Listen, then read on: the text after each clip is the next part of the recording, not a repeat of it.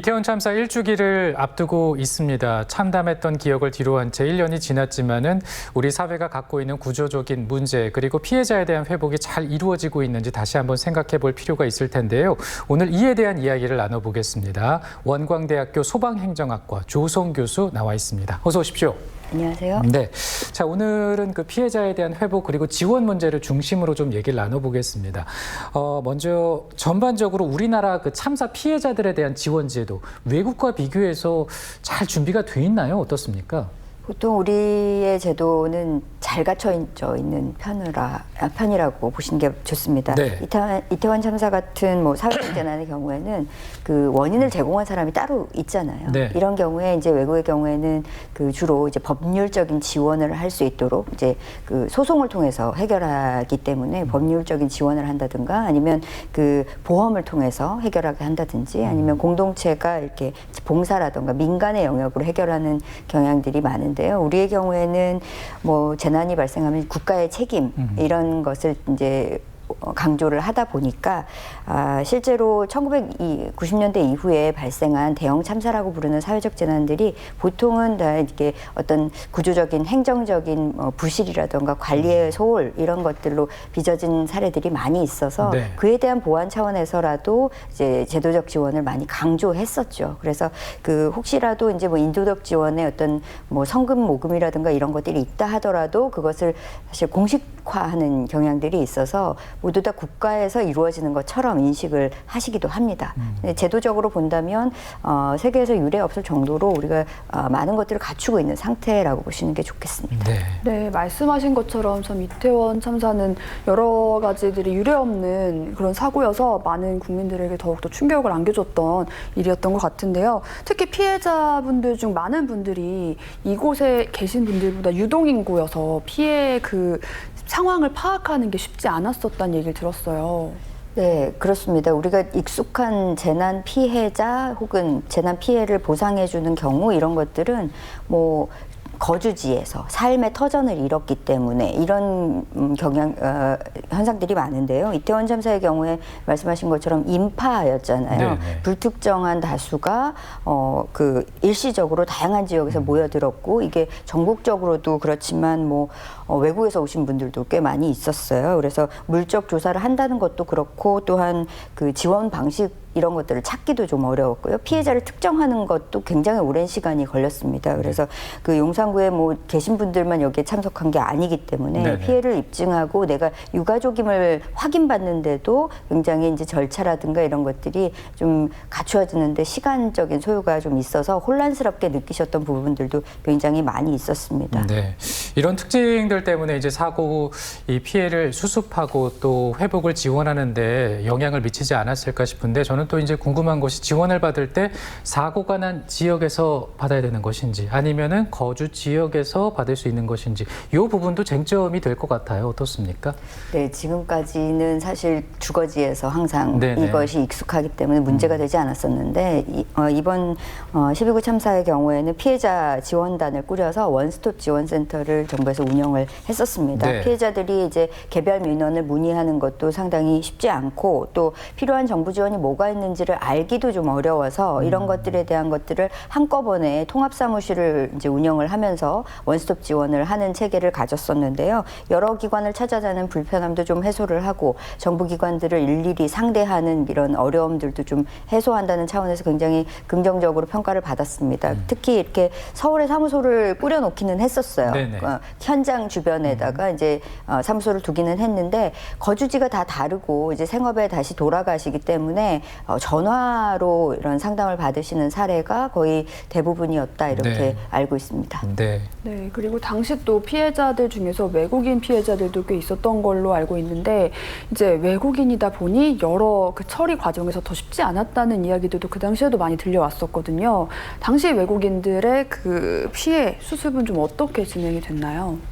네, 이태원이 뭐 외국인들 많이 모이는 지역이기도 하고 그쵸. 당시에는 뭐 축제였으니까 또한 이제 관광 온 외국인들의 경우에는 신원을 파악하는 데 굉장히 오랜 시간이 걸리기도 했습니다. 특히 이제 외국인 사망자가 26명 있었거든요. 초기에 이제 언어 소통이 조금 어려움이 있다 보니까 혼란이 가중되는 일들이 있었지만 네. 지자체 자체적으로는 유족들에게 이제 생활안전 자금을 지원하는 문제, 장례비 지원하는 문제들은 내국인과 동일하게 처리가 됐고요. 이 조사 자체는 대사관이나 외교부를 통해서 유족임을 인정받는 절차를 거치기는 했습니다. 네. 유가족 여부가 확인이 되면 용산구가 이제 그 구호금이나 장례비를 지급하는 형태로 최대 장례비의 경우에는 1,500만 원까지 지급을 했습니다. 그렇군요.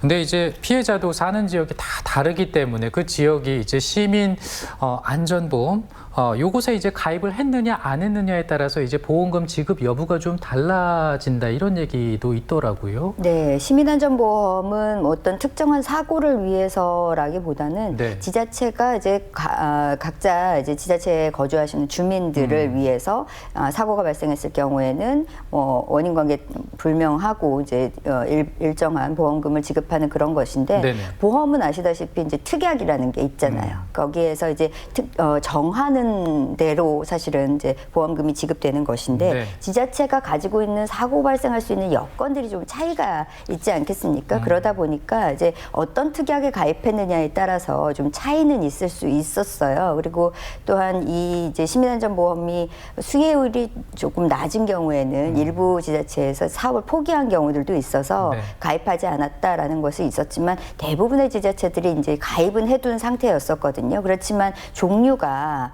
뭐 자연재난이라든가 화재라든가 교통사고라든가 이런 식으로 이제 우리가 익숙한 재난 환경에만 이제 적용되도록 하고 지금처럼 인파 사고라든지 집단 행사나 뭐 보행 중의 사고, 보도에서 일어나는 사고 이런 것들에 대한 특약은 가입되어 있지 않았었기 때문에 이제 보험 혜택을 못 받은 그런 경우가 있었고요. 이태원 사고의 경우에는 이게 이제 발생한 장소가 일반 도로가 아니라 사실 골목길이었잖아요. 네, 그러다 보니까 원래는 이제 공공시설물 내에서 사고가 발생하게 되면 배상책임보험에 이제 가입되어 있어서 보상을 받을 수 있는 경우들이 있었지만 이 경우에는 그것에도 해당을 하지 않은 그런 사례라고 할 수가 있겠습니다. 네. 네. 또 그리고 이 참사의 또 다른 피해자가 유족들 그리고 목격자들이 아닐까 싶은데요. 필터링 없이 너무 모든 것들이 좀 전해진 것도 있었고 또 갑작스러운 상황 때문에 더 충격을 많이 받고 이랬던 유가족분들도 많으실 것 같아요. 이런 큰 정신적인 충격도 사실 하나의 재난으로 볼 수 있다 이렇게 이야기를 하시더라고요. 네, 익숙한 형태의 재난 피해 지원이라고 하면 우리가 풍수해 같은 거 떠올리시게 되잖아요.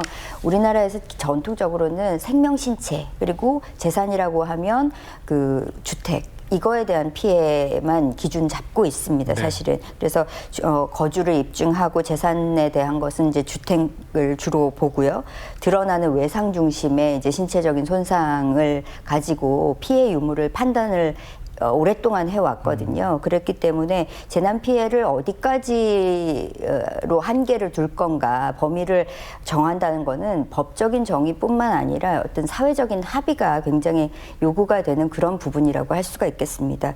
충격적인 장면이 나열되어 있는 그 상태가 이제 뭐 일시적으로 무수한 사망자 혹은 뭐 의식을 잃은 환자들이 거의 이제 무방비 상태로 관리되고 있지 않은 상태로 놓여져 있다는 거를 목격한 거는 말씀하신 것처럼 이건 거의 전쟁에 준하는 그런 혼란의 상황을 경험한 거거든요. 그렇기 때문에 이게 이 통제 없는 상태에서 이런 그 손상들을 목격한다는 것이 이제 집이 부서지는 피해 이런 걸로 해결할 수 없는 어떤 부분이라고 보고 이게 금전적인 보상 문제 이런 것들을 떠나서 우리가 피해자성 그러니까 공동체 구성원으로서의 위로나 공감 이런 문제는 좀 다른 차원이라고 좀 바라봐야 될 것 같고 당연히 피해자에 대한 인정은 있어야 될 거라고 생각이 듭니다. 네, 맞습니다.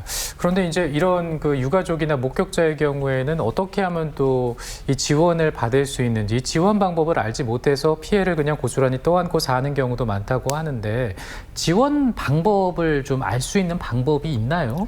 보통은 이제 뭐 생활안정이라든지 심리 지원에 관한 것도 우리가 제도적으로 보완이 많이 되어서 재난 피해자에 대한 심리 지원 프로그램을 운영하는 곳들이 많이 있습니다. 네네. 그래서 재난 초기에는 무조건 수습부서, 그러니까 지자체의 안전 담당하는 총괄부서에서 이것들을 안내를 하고 있으니까 초기에는 시군구의 재난 담당 부서로 문의를 해서 서비스 받을 수 있는 곳 장소들을 이제 알아보시는 것이 굉장히 필요할 것 같습니다. 네.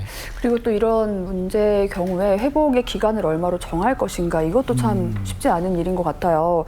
일부 유가족 같은 경우에는 지난 4월까지는 치료에 대한 지원이 됐다가 그 이후에는 지원을 연장하기 위해서는 내가 얼마나 고통받고 있는지를 또 입증을 해야 돼서 그 과정에서 또다시 힘듦을 겪을 수밖에 없었다, 이런 이야기를 기사로도 접한 적이 있는데요.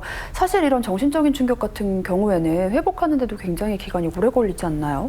그렇죠. 지금 이태원 참사의 경우에 6개월 정도의 기간을 둔 것인데요. 이 심리회복 기간에 대해서는 굉장히 의견이 좀 분분합니다. 네네. 피해자 지원을 강조하는 쪽에서는 이 피해자가 그만하겠다라고 할 때까지 우리가 도와줘야 된다라고 이야기하는데요. 일부에서는 또 지나치게 과하다, 혹은 그만큼 이제 예산 지원을 한다는 것이 어렵기도 하지만 악용하는 사람들도 있지 않겠는가 하는 우려들도 좀 하고 있는 것 같습니다. 네네. 그동안 이런 충격으로 인해서 일상이 파괴되고 뭐 장기적인 후유증이 남는 이런 일들이 없는 것은 아니었는데 우리가 사실 복구 지원에 관해서 어떤 금전적인 피해 보상이 끝났다라고 하면 잊어버리는 경우가 많았었거든요. 네네. 그런데 전쟁 겪은 이후에 우리 심리적인 타격이나 이런 것들이 전 생애를 걸쳐서 그 사람을 지배하는 경우들을 많이 보잖아요. 네네. 그런 것처럼 눈에 보이지 않는 이런 정서적인 부분들을 우리가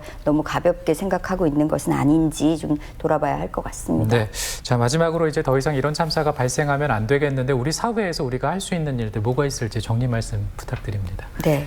뭐 참사를 겪고 나면 우리가 항상 뭐 책임자를 문책하거나 이런 과정들을 거치고 하는 것들이 어떤 희생양을 찾고 싶어 하거든요. 원망의 대상을 갖고 싶어 하는 것인데, 책임 있는 위치에 있는 사람들이라면 뭐 법적인 면피만 하겠다라는 의식에서 좀 벗었으면 좋겠고, 대중들이라면 희생양을 찾는 데에만 급급하지 않았으면 좋겠다. 그래서 우리 공동체가 분명히 놓친 것이 있기 때문에 이런 사고들이 발생하고 있다라는 점에서는 반성하고 좀 성찰하는 과정, 이런 것들이 꼭 필요할 것 같습니다. 네, 이태원 참사 1주기, 다시는 이런 일이 우리 사회에서 발생하면 안 되겠죠. 그리고 오늘만큼은 또 이런 안전에 대해서 한번 생각해 보셔도 좋겠습니다. 오늘 조성 교수와 함께 얘기 나눴습니다. 고맙습니다.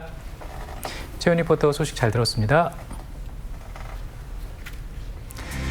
배가 10년 연속 과일 수출 1위를 기록하고 있습니다. 시원하고 달콤한 배 어떻게 드십니까? 보통 껍질을 까서 드시게 되는데, 근데 이 껍질에는요, 식이섬유가 무려 4배나 더 많이 들어있다고 합니다. 그래서 껍질채 드시는 게 건강에 도움이 된다고 하는데요.